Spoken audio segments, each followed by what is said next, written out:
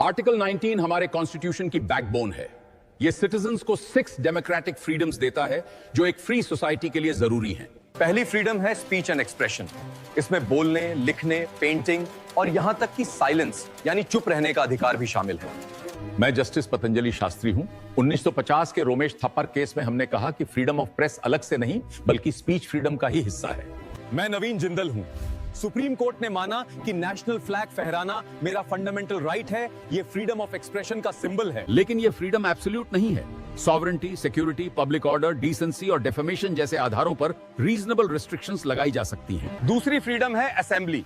हम पीसफुली और without arms इकट्ठा हो सकते हैं, लेकिन स्ट्राइक यानी हड़ताल करना फंडामेंटल राइट नहीं है। तीसरी फ्रीडम है एसोसिएशन। हम यूनियंस और कोऑपरेटिव सोसाइटीज बना सकते हैं। 2011 के 97th अमेंडमेंट ने कोऑपरेटिव्स को फंडामेंटल राइट बनाया। चौथी फ्रीडम है मूवमेंट। मैं इंडिया के किसी भी हिस्से में फ्रीली घूम सकता हूं। यह नेशनल फीलिंग और यूनिटी को बढ़ावा देता है। मूवमेंट पर रोक लग सकती है। जनरल पब्लिक के इंटरेस्ट में या स्केड्यूल्ड ट्राइब्स के कल्चर को प्रोटेक्ट करने के लिए रिस्ट्रिक्शंस जायज हैं। पांचवी फ्रीडम है रेजिडेंस। मैं इंडिया के किसी भी पार्ट में सेटल हो सकता हूं। ये इंटरनल बैरियर्स को हटाकर देश को एक करता है। ओरिजिनल कॉन्स्टिट्यूशन में 7 फ्रीडम्स थी, लेकिन 1978 में 44th अमेंडमेंट ने राइट टू प्रॉपर्टी यानी आर्टिकल 19 सेक्शन 1F को हटा दिया। छठी फ्रीडम है प्रोफेशन।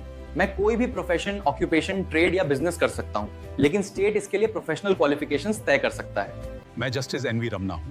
2020 में हमने कहा कि इंटरनेट का एक्सेस भी आर्टिकल 19 के तहत फ्रीडम ऑफ स्पीच और प्रोफेशन का हिस्सा है। सेक्शन 144 के तहत मैजिस्ट्रेट डेंजर या न्यूसेंस रोकने के लिए असेंबली पर रोक लगा सकता है।